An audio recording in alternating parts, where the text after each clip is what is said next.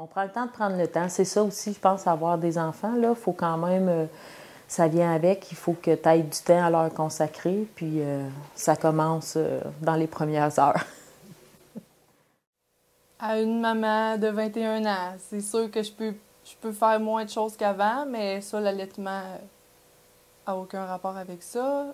Puis c'est tellement le fun.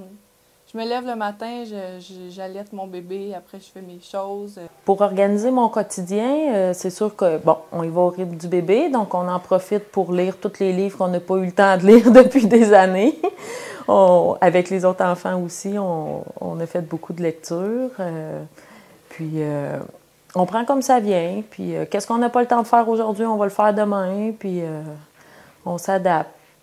On lui donne notre temps, puis il sait nous le redonner aussi. Tu recommences à travailler, il y a les études, il y a tout ça qui entre en ligne de compte, puis on n'arrête jamais, la vie roule, puis on prend pas le temps.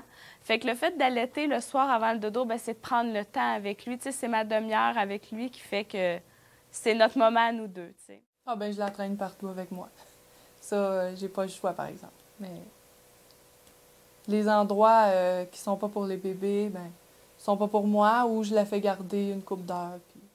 Tout en allaitant, ça me donne des pauses, donc je peux lire en allaitant, je peux regarder la télé, je vais parler au téléphone en allaitant. Et puis des fois, quand je suis fatiguée, je me repose en allaitant mon bébé allongé. Et des fois, je m'endors. C'est du temps pour moi. Avec papa, grand-maman, qui sont là pour moi, qui sont là pour elle aussi. Si je veux aller chez la coiffeuse, chez l'esthéticienne, je l'allaite avant, puis je sais qu'elle est bonne pour au moins 3 heures après. Fait que j'ai du temps pour moi. Si c'est pas une grosse sortie, si exemple, c'est juste aller prendre un petit café, ben je peux allaiter avant de partir parce que je sais qu'il est bon au moins pour 2 heures.